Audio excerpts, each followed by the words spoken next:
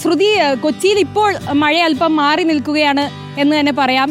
കാരണം ഇന്നലെ നല്ല ശക്തമായ മഴയുണ്ടായിരുന്നു. ഇന്ന് രാവിലെ മുതൽ അല്പം തെളിഞ്ഞ അന്തരീക്ഷം തന്നെയാണ് കൊച്ചിയിലുള്ളത്. പ്രത്യേകിച്ചും ഈ മഴ വരുമ്പോൾ പ്രത്യേകം എടുത്തു പറയേണ്ട ഒരു കാര്യം എന്ന് പറയുന്നത് ഈ കടൽ തീരത്തെ ആളുകളുടെ ഒരു പ്രശ്നം തന്നെയാണ്. കാരണം അവരാണ് ഇതിൽ കൂടുതലും അനുഭവിക്കേണ്ടി വരുന്നത്, അവരാണ് ദുരിതത്തിൽ കഴിയുന്നത്. നമ്മൾ കഴിഞ്ഞ ദിവസങ്ങളിലെല്ലാം തന്നെ നേരിൽ കണ്ട ഒരു കാഴ്ച തന്നെയാണത്. കാരണം ഈ കണ്ണമാലി പോലുള്ള തീരപ്രദേശങ്ങളിലെല്ലാം തന്നെ മഴ കുറഞ്ഞാലും നേരിയ മഴയാണെങ്കിലും ഈ കടൽ പ്രക്ഷുബ്ധമാകുമ്പോൾ വെള്ളം കയറും. അങ്ങനെ 30ഓളം വീടുകളിൽ വെള്ളം കയറുന്ന ഒരു സാഹചര്യം ഉണ്ടായിരുന്നു. അങ്ങനെ ദുരിതത്തിൽ കഴിയുന്ന ഒരുപാട് കുടുംബങ്ങളുണ്ട്, അവിടെ കുട്ടികളുണ്ട്, പ്രായമായവരുണ്ട്. ഇവരെല്ലാം തന്നെ നിസ്സഹായരായി പോകുന്ന ഒരു കാഴ്ച തന്നെയാണ് നമ്മൾ കണ്ടത്.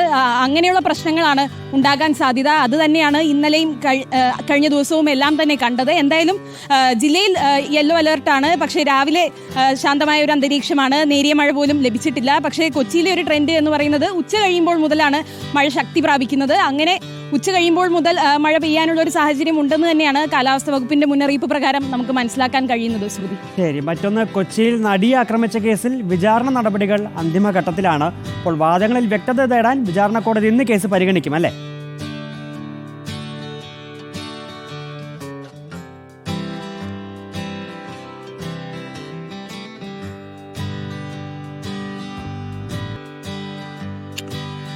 ഓക്കെ, എന്തായാലും ഈ കേസിലടക്കം, അതായത്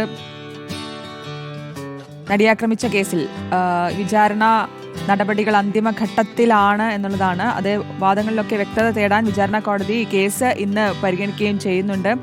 അപ്പോൾ അഞ്ജനയിലേക്ക് നമുക്ക് തിരിച്ചെത്താമെന്ന് തോന്നുന്നു, അല്ലേ? അഞ്ജന ചില സാങ്കേതിക പ്രശ്നങ്ങളുണ്ട്, അതുകൊണ്ടാണ് സംസാരിക്കാൻ കഴിയാതെ വരുന്നത്. ഓക്കെ, അഞ്ജന റെഡിയാണ്. അഞ്ജന, അപ്പൊ നമ്മൾ വാർത്ത പറഞ്ഞു നിർത്തിയത് ഇതായിരുന്നു. ഈ നടിയെ ആക്രമിച്ച കേസിലെ വിചാരണ നടപടികളൊക്കെ അന്തിമഘട്ടത്തിലേക്ക് എത്തുമ്പോൾ ഈ വാദങ്ങളിലൊക്കെ വ്യക്തത തേടാൻ ഇന്നിപ്പോ എന്തായാലും വിചാരണ കോടതി കേസ് പരിഗണിക്കുന്നുണ്ടല്ലേ?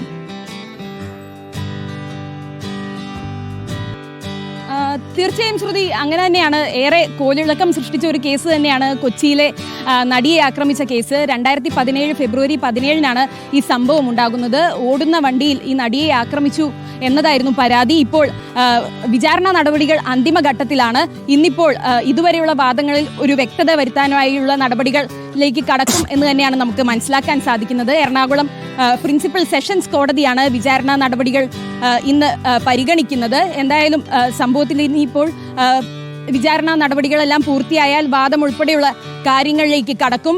ഏറെ ചർച്ച ചെയ്ത സംഭവം, 1-ാം പ്രതി പൾസർ സുനിയും 8-ാം പ്രതിയായി നടൻ ദിലീപുമുള്ള ഈ കേസിൽ ഇന്നിപ്പോൾ നിർണായക ദിവസമാണ് എന്ന് തന്നെ പറയേണ്ടിയിരിക്കുന്നു. റോഷ്നി, വെങ്കി. ശരി, എന്തായാലും അഞ്ജനയാണ് ഈ വാർത്തകളെല്ലാം വിശദാംശങ്ങൾ നൽകിയത്.